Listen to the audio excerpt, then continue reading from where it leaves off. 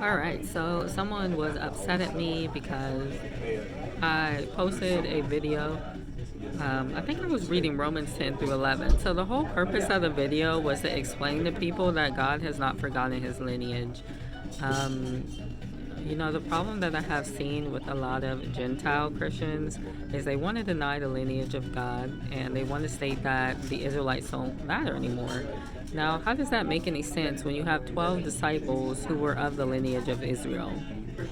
If you understand the feast, you would understand that the Messiah died and resurrected, and he didn't just cut off the Jews after he died. No, the purpose was to bring them back into the fold. And still, Romans 10 through 11 is about how even if they did deny him, which would also be denying the Father, that the Father still cannot break his covenant, and his hope is always to bring them to the Messiah. He can't negate a former covenant. So even something like the Abrahamic covenant and the Noahide, I don't want to call it Noahide, but the covenant of Noah, even that's still relevant. The Davidic covenant, the old covenant, all this is still binding. So, the new covenant, however, is a better covenant. And that is when, if you read Jeremiah 31:33, the new covenant is the law written on the hearts of the mind of Judah and Israel. That hasn't changed. That's why it's even mentioned in the book of Hebrews. So, I asked her, okay, her problem or his, I don't know if it's a male or female, but I asked them why they thought I was teaching BHI doctrine, because it seems like there's a couple things that trigger people into putting you in the box of being a BHI. I'm not a black Hebrew Israelite. I'm a black person that happened to descend from Israel because the Israelites were black. But the problem was, I said something about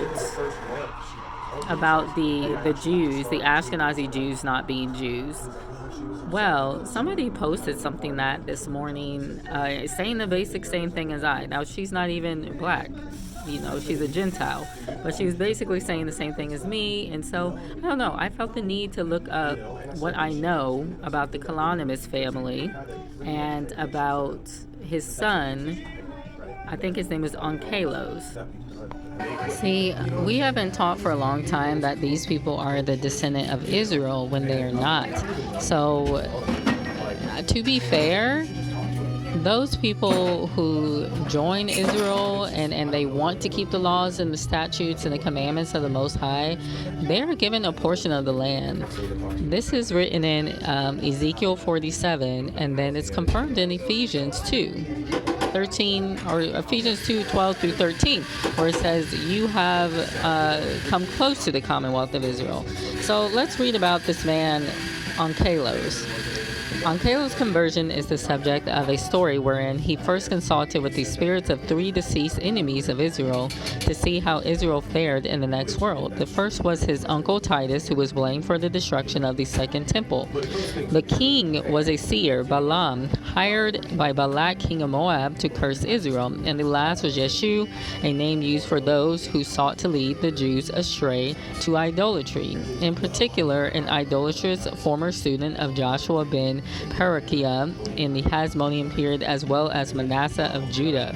Onkelos was said to have seen all of them subjected to humiliating punishments for harming Israel. However, when Titus and Balaam dissuade him from converting, Yeshu, Jesus encourages him to join the Jewish people, prompting the Talmud to praise the sinners of Israel. Once Onkelos said to the Hadrian king, I wish to convert and to become one of Israel. He answered them, you are seeking to join that nation. How have I despised it? How have I killed it? The most downtrodden of the nations you are asking to join. What have you seen in them that you wish to be made a proselyte? There are a number of Talmudic legends concerning Onkelos. He is said to have been the son of Kalanimus, or according to another version of Kalanikos. So this Aquila apparently is, Aquilas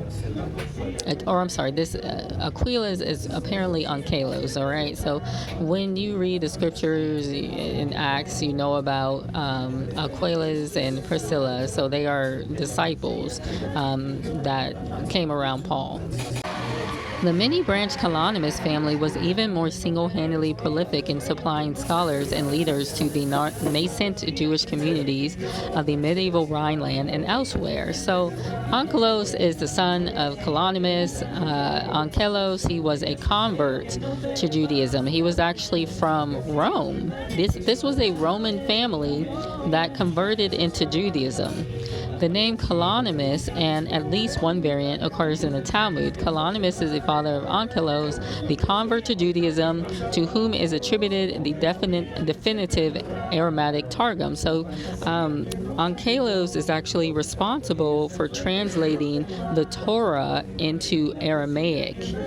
Continuing, it says, this confirms the Greek sound of the name and the places the punitive origin of the family in Greek-speaking lands.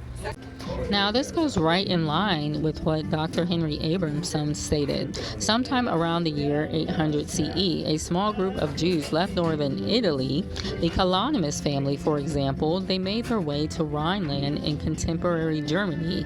Those people formed the nucleus of Ashkenazi Jewry. So Onkelos was well before this. I mean, he was in 35 AD. So, my belief is what happened is this family spread, Judaism spread all over Italy, all over Rome, and people became converts. And then these people moved into Rhineland, and that's how you got the German Jews. This also confirms why their history, their ancestry from ancient burial grounds goes back to the Byzantines, the Hellenic Roman, the Byzantine plus Hellenic Roman, the Byzantine plus Roman, the Hellenic Roman plus Roman, the Seleucid plus the Hellenic Roman, the Byzantine plus the Carian, the Hellenic Roman, the Carian, the Roman, the Seleucid, the Byzantine. So, this is confirmation that these people were actually descendants of Greeks and Romans, as I stated in my video, which she accused me of preaching Black Hebrew Israelite doctrine because I said this. But this is my thing. I don't go out and buy something unless I get a receipt. So you cannot come, with things that you heard from man without any way to back it up other than you heard it and this is what you've seen, and then claim that you know what the truth is. This is why I do research so that people can understand why we're saying what we are saying. I also want to state, if you hear something that you don't like within 5 minutes of a video and it makes you want to turn off the video automatically without hearing the rest that's being said, then you're not doing your due diligence in trying to have understanding. So if we would have watched the video, we would have seen evidence actually supporting why I said what I said. I had a previous video talking about who Edom is. So this is what Ashkenazi actually says about themselves. Edom is in modern Jewry. The Jewish Encyclopedia, Volume 5, page 41, 1925 edition. It says, strictly speaking, it is incorrect to call an ancient Israelite a Jew or to call a contemporary Jew an Israelite or a Hebrew. The Edomites arrived in Edom at the end of the 14th and the beginning of the 13th century BCE. Encyclopedia Judaica, Volume 6, page 372. The non-Israelite Edomites became a section of the Jewish people. Edom, Encyclopedia Judaica, Jerusalem, Israel, Encyclopedia Judaica Company, 1971, Volume 6, page 378. So one of the things I like to do when I find out this information is actually go look up exactly the encyclopedia they're talking about, the year, the volume, and the page. Continuing, it says, the non-Israelite Edomites were incorporated with the Jewish nation, Edom, in Idumea, the Jewish Encyclopedia. So you can continue to read that. But, the reason why I'm bringing up Edom is for a reason. So these people actually call themselves Edomites because they associate Edom with Esau. Rome, Edom, and Esau are the same body, according to them. So continuing, it says, the Spirit of God identifies Edom with Babylon. It says, remember, O Lord, children of Edom, in the day of Jerusalem, who said, raise it, make bare or to destroy the temple, as Edom did under the Romans, even to the foundation thereof. O daughter of Babylon, here we see, without any possibility of mistake, Edom is Babylon, and all sacred profane history confirms it. Chaldea, or Babylon, was established by Assyria. Isaiah 23:13 says, behold the land of the Chaldeans. This people was not till Assyrian founded it for them. The capital of Chaldea was Babylon. The Assyrian Empire embraced the country on both sides of the Tigris. Babylon was founded by Nimrod. The Assyrians descended from Taurus and Caucasus, conquered and destroyed Jerusalem together with Syria, and these with Phoenicia became the Roman Empire. Okay? And it was called Chaldea, as it was in the time of Jesus, Tiberius Caesar. From the east, the Chaldeans, or the Romans, peopled all the west from Italy, Rome, France, Germany, England, America. Rome was founded by Romulus, 750 BC after Jesus, 325. Christianity became the established religion under Constantine, hence Babylon, Rome, Edom, and Christianity are actually synonymous. That's why you will see people, the rabbis, throwing up this hand sign, which is called the Vulcan sign or the Romulan sign. And this was popularized, of course, by Spock, who's actually played by a Jew, because he is a Vulcan that their whole race left and settled on Romulus. Thus, they are Romulans. This is also why you have seen Elon Musk making the Roman salute, which is also known as the Nazi salute. History informs us that Edom was conquered by Albinus, king of Chittim, and Edom became under the children of Chittim from that day. And this is the reason of the prophet Isaiah speaks in his 23rd chapter connectively of Edom and Chittim as one and the same place and people. So Rome, Edom, and Christianity became and are synonymous with Babylon, and therefore it's called mystical or mystery Babylon, not only because she had her rise from them, but because of her great confusion of tongues as it took place in many sects and divisions springing from that cause. We know too and are certain of that all Protestants first separated themselves and came out from Rome, or the Roman Catholics, in the 16th century at the Reformation, so-called by Martin Luther. So by this we see Protestants are the seed of Rome, and Rome is the seed of Chittim or Chittim. So, I do believe that there is some benefit, of course, with Christians by turning to Protestant, I don't know, you know what I'm trying to say. But the problem is that I see there's no Sabbath honoring, there's no feast honoring. They still practice the things of Rome, including Christmas and Easter and things that are actually an ode to the sun god and the mother goddess. And so you're still practicing the things of Rome, but there's a faith there as well. And so I think that the Father is being faithful to his covenant with them and not necessarily completely destroying them, but there is a lot of lack of wisdom, and that lack of wisdom is leading them not to be led by the Spirit of the living Elohim, and not to have understanding concerning many of the prophecies, which, to be fair, the scripture does say that the prophecies were actually handed to the Jews. But when a Gentile decides to submit their lives fully and completely onto the Most High, he will prophesy through them if they have faith.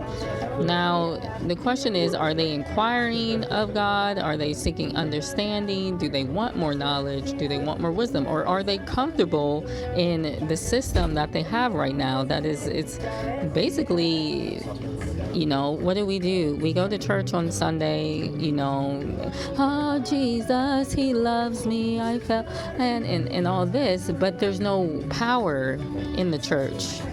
He said, these are the signs that will follow you. You will be able to take up devils. You'll be able to place your hands upon people and heal them. Where are the prophets in your churches? Where are the apostles? Where are the teachers? Why is it just you looking at a pulpit on the Sunday, at somebody who put together a sermon that week, but they don't go out and do any works? He said, I come for the lost tribes of Israel. Why are you not coming for the lost tribes of Israel?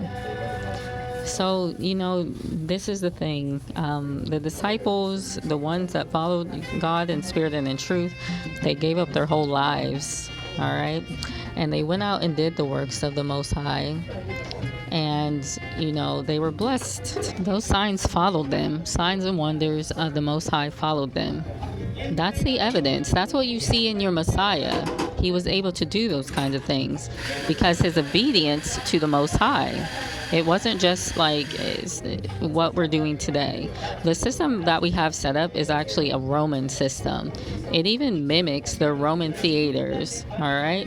Because when the Israelites would meet, they would meet in houses, and it wasn't just one person sitting on the stage preaching. It was a variety of different rabbis, I guess you can call them, and they sat wherever they wanted to. I guess these churches, these things that are popping up in India, that kind of what it reminds me of.